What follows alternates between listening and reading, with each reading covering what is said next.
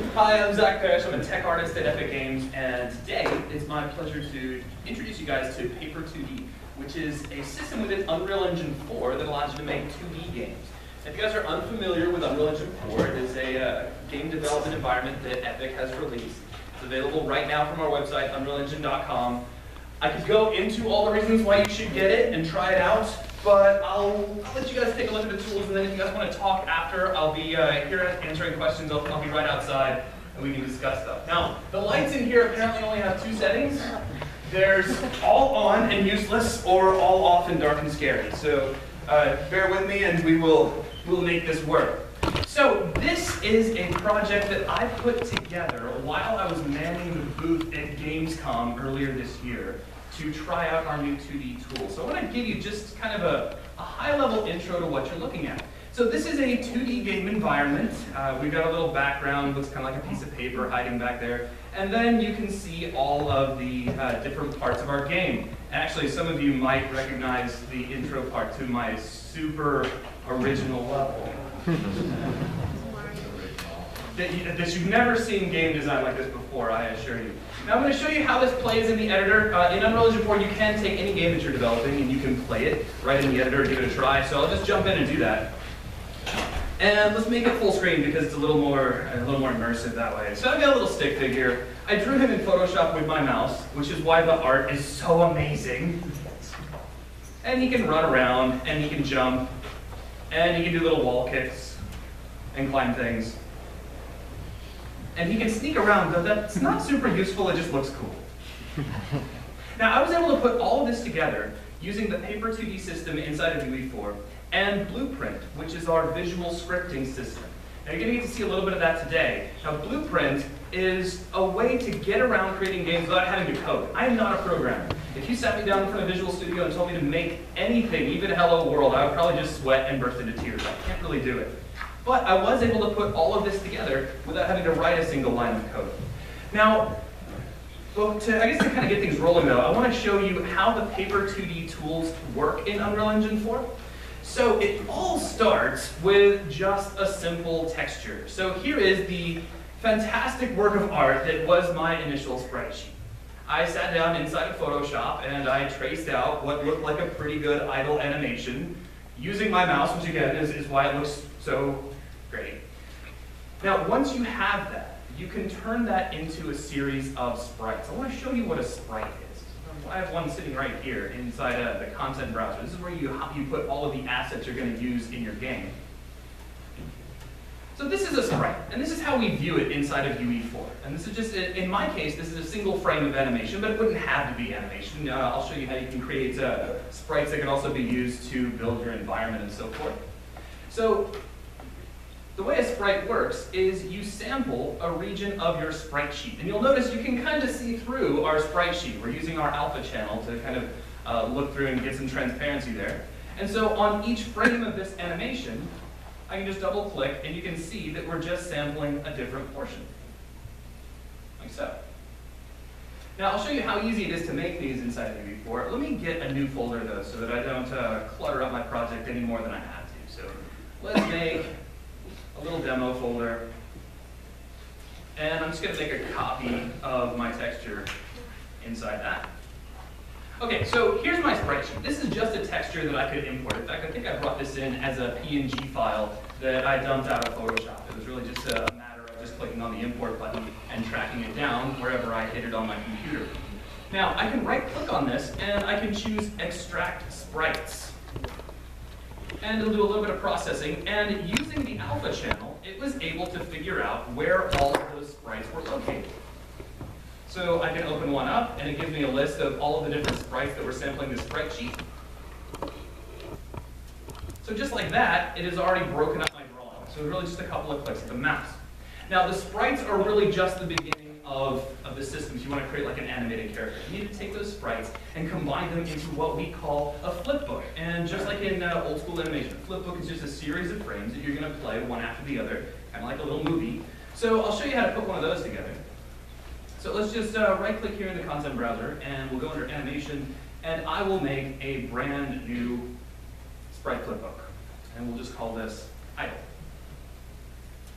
Now, Underneath the hood, a flipbook is really just an array of those sprites that you saw a moment ago. So in the case of my idle, it's 8 frames, so I can just add 8 frames to it. And then at this point, it's really just a drag and drop. So I'll get my list off onto the side, and we'll take a look over here, and I'll just start dragging these into place.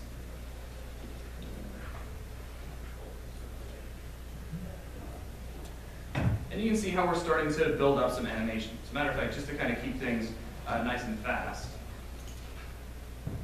see if we can extend out our frames. You can see how he's starting to animate, and I can continue to drag and drop. When you are finished, once you've added all of your frames into your flipbook, you'll end up with something a bit like this.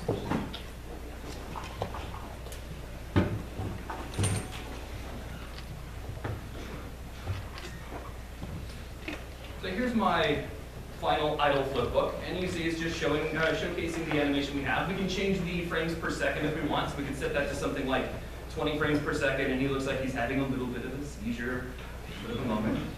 So we'll keep that down around 10. Now, once we have all of these different flipbooks, we need to combine them together in some sort of a game logical manner. We need some way to control when each one is going to be presented. And for that, we need to put them into a character. Now, I'm going to come to that in just a second, because that involves Blueprint, which, as I mentioned earlier, is our visual scripting system. What I want to talk about first, just before we get away from looking at all these 2D elements, is some of the different types of sprites you can create.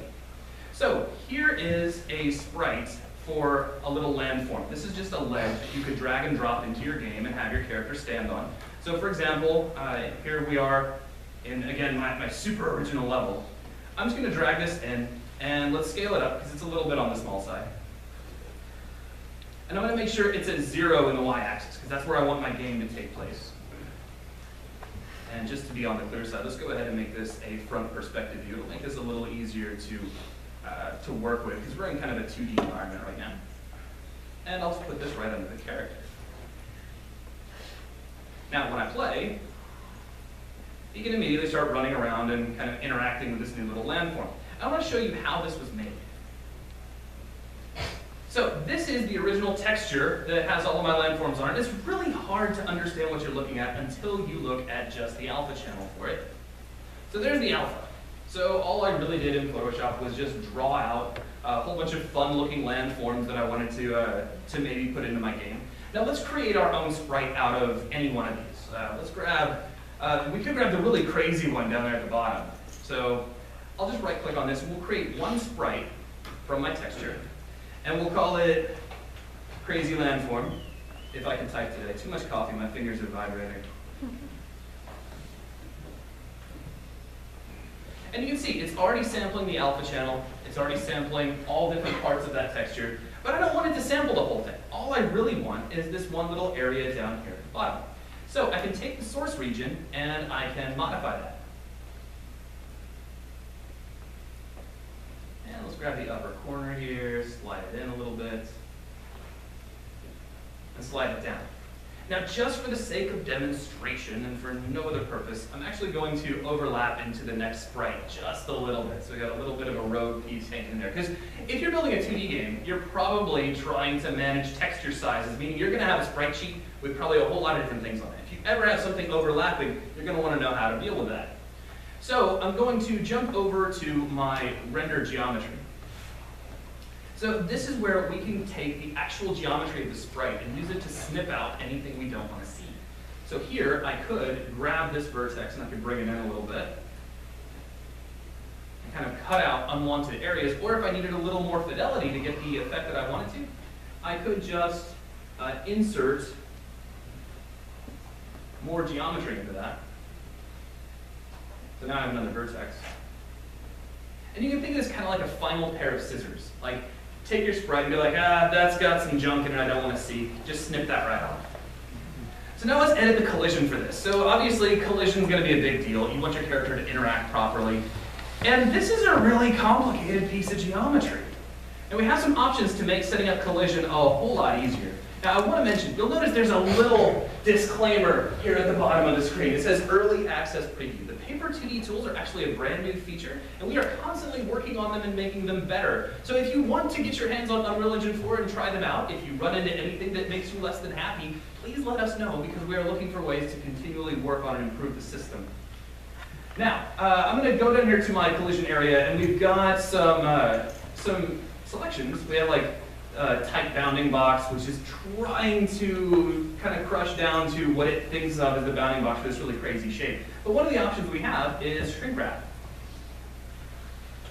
So by shrink wrapping, I was able to really quickly surround what it sees as the collision geometry. Now this is a little bit overly complex, and if I was doing this for reals, I would probably take the time to meticulously delete out these other rogue points over here, obviously, because we don't really need them.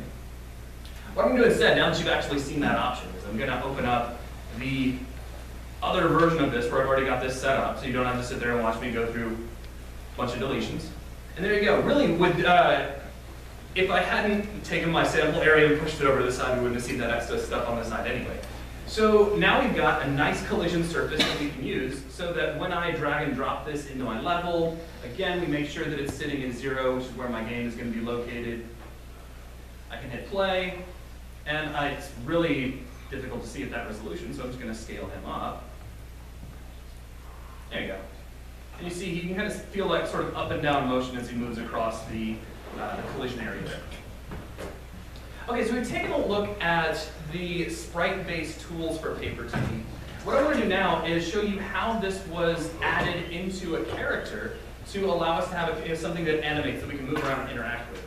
Now this entire character's behavior was created inside of Blueprint. And this is Blueprint. It is a visual scripting system where you're going to define game logic using a series of nodes and connections instead of having to type lines of programming code.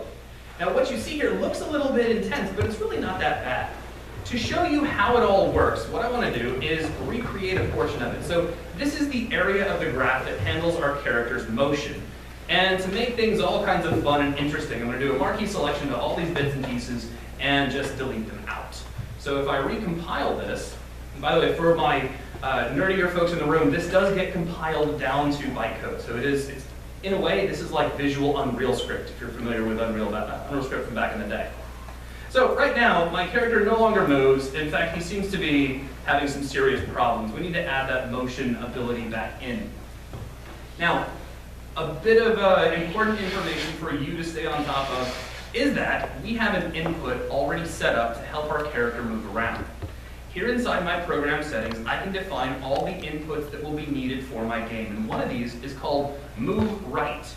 This allows my character to move in the x-axis, and I currently have it set to follow the A and the E key, which makes sense, or the gamepad left stick on the x-axis, if I had a gamepad or a touch device with a stick on the screen.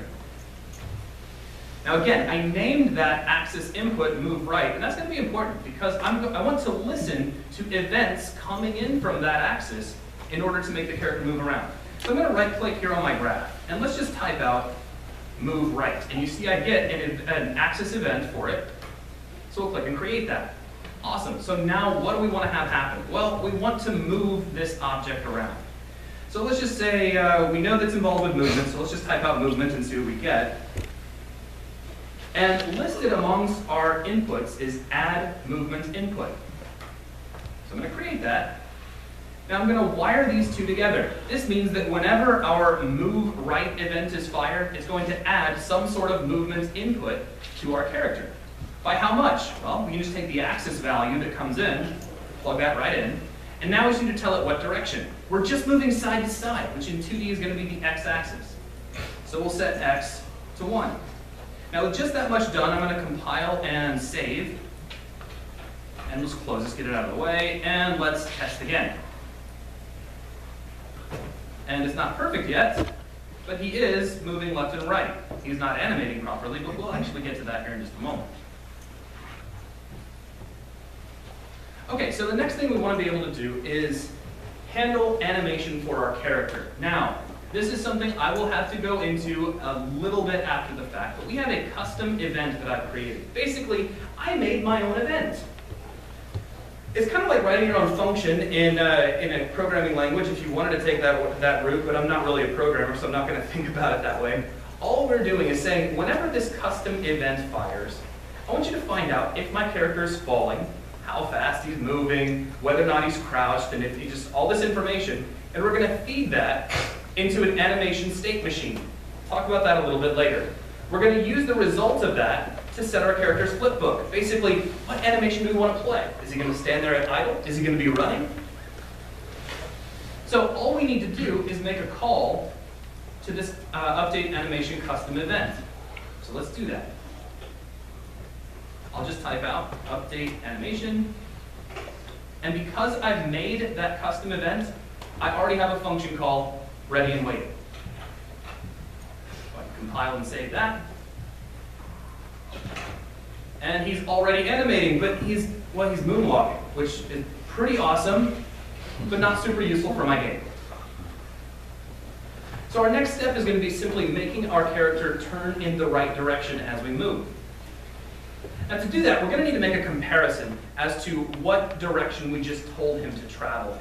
So what we'll do is we'll grab this axis value, because that's how we're going to be controlling direction anyway. And we'll do a simple comparison. So do a compare float. It's taking a float value, which of course a number with a decimal point, and doing a comparison. We're going to compare it against 0. And if it's greater than 0, we're going to move the character in one direction. And if it's less than 0, we're going to rotate him in the other direction. Now, of course, my wires are starting to get really convoluted. I've got wires overlapping nodes. It makes things a little harder to read. So let's do this. Let's drag a wire out here into space. And I'm going to create what's called a reroute node. And it just makes things look a little prettier. All right, so we can plug that in, and now we need to figure out what our decision is going to be. Well, to rotate my character around, I'm going to start off by getting the controller. This is the object that is controlling what direction my character is facing. And so let's say get, we'll get the controller. And we want to set that controller's rotation. So I'll set rotation. And this is just looking for some sort of rotational input. Now I'm not really sure what that's going to be right now, so I'm going to drag a wire backwards. We don't have to work forward if we don't want to. And let's just make a rotation out of this. This gives us access to typing in yaw, pitch, and roll. Now our character is going to be turning along the z-axis, his up and down axis. So that'll actually be yaw. Now, if our input, which is the direction we're making the character travel in the x-axis, if that is greater than 0, then we want to rotate the character in a particular direction. Really, we don't need to rotate him at all. He's already facing the right direction. That's how we drew him. But if he's traveling in the other direction, if he moves back the other way, we want to flip him. So to speed this up, I'll just grab these nodes which are controlling that rotation of the sprite, and I will make a duplicate of them. And here we're just going to take yaw and set it to the reverse, which would be 180 degrees.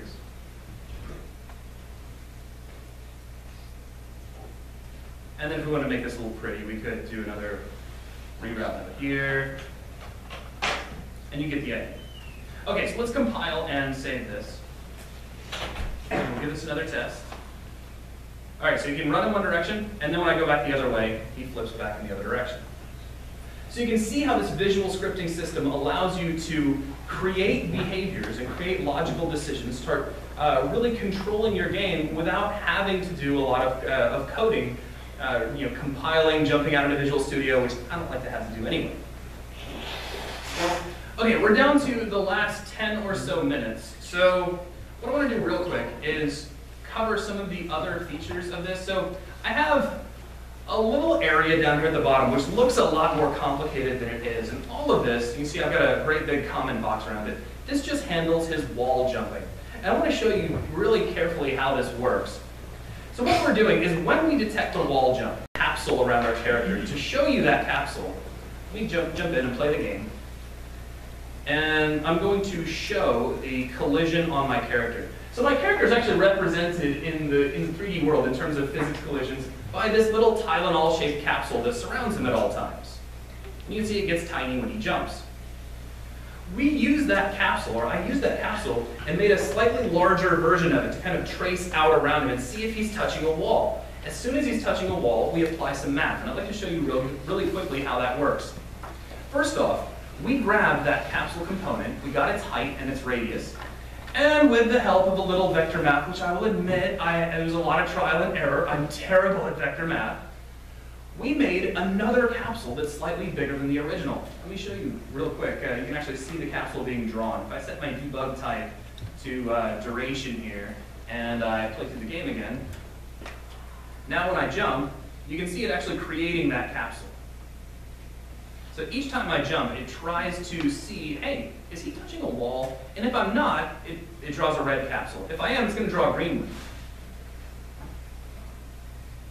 So that's the system basically detecting a collision. So what is it doing when it detects that collision? Well, the first thing we do is we say, all right, if we didn't hit anything, don't do anything else. So you'll notice I have a false wire that's connected to nothing.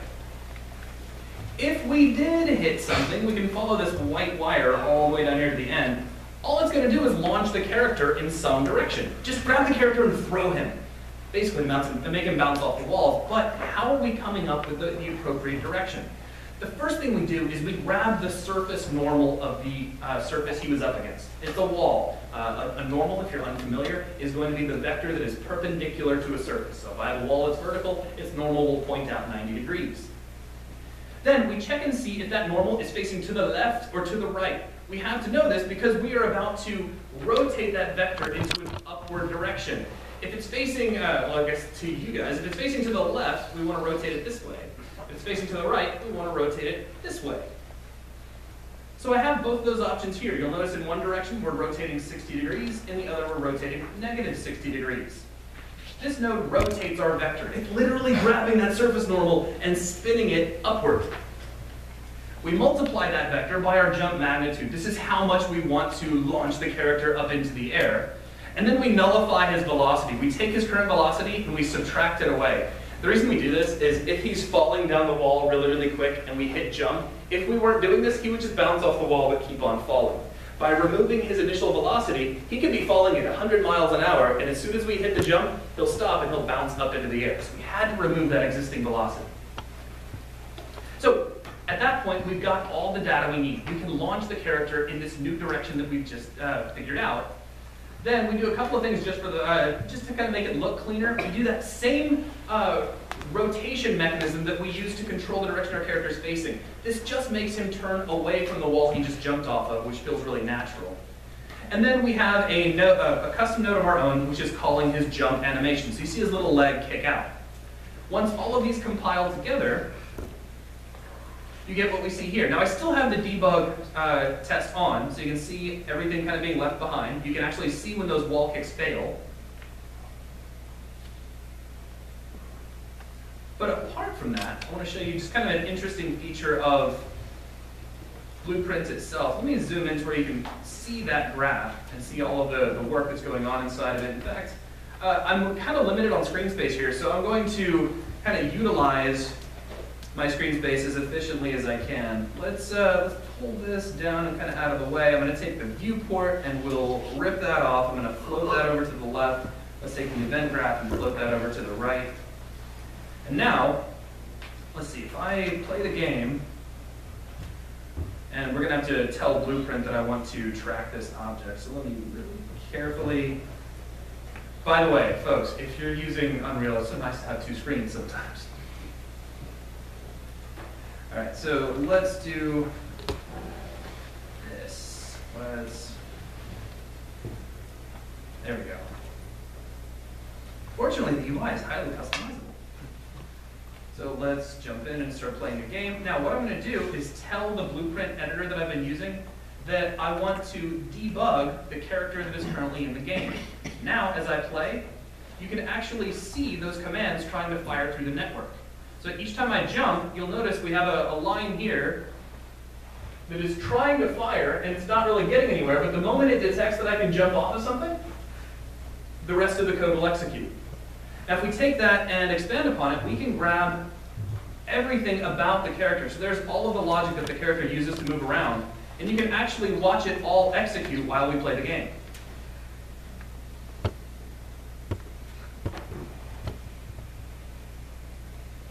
which makes this a really handy and useful feature for kind of debugging and figuring out what your blueprints are doing while you play the game. If you're ever getting any unexpected behavior, it's very easy to trace down to the point where you are running into problems. You can also do things like add breakpoints, which is a word that all of my programmers in the room understand. But here at the point where we launch a character, this is the part that actually performs the wall kick. I'm going to right click and add a breakpoint. And then we'll start playing the game again. So I can jump up in the air and nothing happens, but the next time I do a wall kick, it's going to jump us right to that point and say, hey, we've reached this node, what do you want to do now? Would you like to continue with the simulation? Do you want to just jump to the next node and so forth? So I'll just resume and we'll keep on playing. So at this point, you've seen an introduction to the Paper 2D tools, how we can bring textures into the engine, chop them up into sprites, build those into flipbooks, and then ways that we can apply those flipbooks to the animation of a character and move him around in a 2D scene. You guys have any questions about anything? How much does it cost? You can get your hands on the Unreal Engine for $19 a month, and that includes access to the full source code of the engine along with a lot of free content that we offer you guys to make it a lot easier to learn different aspects, different parts of the engine. If you're of the ramen noodle type of student, which I was for a while, so if you don't want to pay the $19 every single month, we try to make that pricing plan work for you. So once you've downloaded the Unreal Engine, it is yours. It is never going to just magically stop working. So if you want to just pay for that for 1 month and then cancel after you grabbed everything, that's fine. Come back to us when you want the next update. So if you just wanted to do like $19 every 3 months, every 6 months, or annually if that's your thing, you can totally do that. I would like to know, though, we do have a lot of updates that come through the pipe on a regular basis and a lot of new features that get added. What about student pressing exactly? Well, I'm really glad that you asked that. As of very, very recently, facilities such as universities can get their hands on Unreal Engine 4 for free for their students. So if you are at a school that doesn't currently have Unreal Engine 3, talk to your professor and have them contact us, and we would love to get it in your labs to help you learn this. Anything else? Is there some sort of like try it out pricing, like so you can like? There is. It's $19. Yeah. So, absolutely. Blueprint. I'm sorry. And blueprint. It's all one thing. We don't split it up into a bunch of things. You get all the features. It's not like we busted up into a whole bunch of different components. And you still get the complete source code. So if you want to know how we wrote the renderer for Unreal Engine 4 for your next big graphics project, jump in, grab the source code, and read it over. Oh, and I do want to mention, you can deploy to mobile really easily as well. So here's that same game that I was just playing on my Android device. If you want to come up and see it after. Any other questions? Yes? We've got a YouTube channel chock full of video tutorials. You'll hear a lot of my voice. I apologize in advance. We have written tutorials, thorough documentation we are always working to improve, as well as a wide variety of projects that we have released just for the sake of making it easier to understand the engine. For example, I could go to Open Projects, and here's probably my favorite project that we released to the public. It's called Content Examples. What this is a collection of different levels, with each level exploring a different aspect of UE4 and how it works. This is just a second to open up. And here we go. So let's go to File, Open Level, and you can see the level list here. So let's say you wanted to know more about blueprints. Here's a blueprints advanced map. So we'll open that, and what you see is a breakdown of different uses of blueprint in almost like a museum stand kind of approach, where you can play with each thing. So here's a picket fence that is completely procedural. So you could just make as many duplicates of it as you want, grab a little endpoint for each duplicate and move it around, and really quickly box your levels in, that sort of thing. And you can take this and you can open up the blueprint script for it and see exactly how it was made. You also have free reign over these. So if you just needed a picket fence for your game, just grab it, drop it in. We don't care. Enjoy. So I think my time is about up, folks. So are there any final questions? Yeah? Are there any templates of the paper 2D? There are, actually. So if we go to New Project, see there's a wide variety of templates available inside the engine. So if you know you want to make like a first-person game, here's the C++ version where all of the classes are defined with C++, and here's the Blueprint version. It's the exact same thing done in visual scripting. You scroll down through this, and you will find the 2D side scroller, both in code and in Blueprint, and that's your basic template to get you started. As a matter of fact, if I just create that, just to show you real quick, because it does open fairly quickly. So here it is, we can play, and you have some little programmer art with all of the classes you need to get started. Any other questions? Yes, sir? Does the lighting engine work with Paper 2D? Absolutely. So the sprites that you see in the template are all unlit, so they're not utilizing it, but you could just as easily make a material for them that was lit. You actually have access to one. There's one in here that is on by default. You just have to apply it. Let me see if I can show it really, really fast in what time I have left. So, actually, I'm looking at it. So there's the default lit sprite material. So if you apply that to your sprites, you can then put lights in your level and turn them on and off. You'll also see lighting, normal maps. The entire rendering engine works with Paper 2D. Does Unreal run on Linux or Mac? So there's a community effort to make the editor run on Linux. We haven't done too much with that, mostly because of demand. And yes, it does run on Mac. Oh, yeah, back there. I'm sorry, it's really dark back there. Yeah, I see. Go ahead. Can you export it into the box to iOS, Android, HTML5? What options do we have for deployment? Oh wow! So you can export your games to Windows, PC, Windows, Mac, iOS, Android, HTML5, PS4, Xbox One. Of course, you need to get the appropriate licensing from Microsoft or Sony. What else am I missing? I feel like it goes on forever. Linux, Steambox. Just pull down that. Actually, yeah. Boom. And package project. So there's. I don't have the console ones installed, but yeah, you can send out to all of those. Any other questions? I think we're out of time. Yeah, I think we're out of time. But if you want to come up and talk to Zach while we sit down. Yeah, I'll be right outside. Be happy to talk to anybody. Just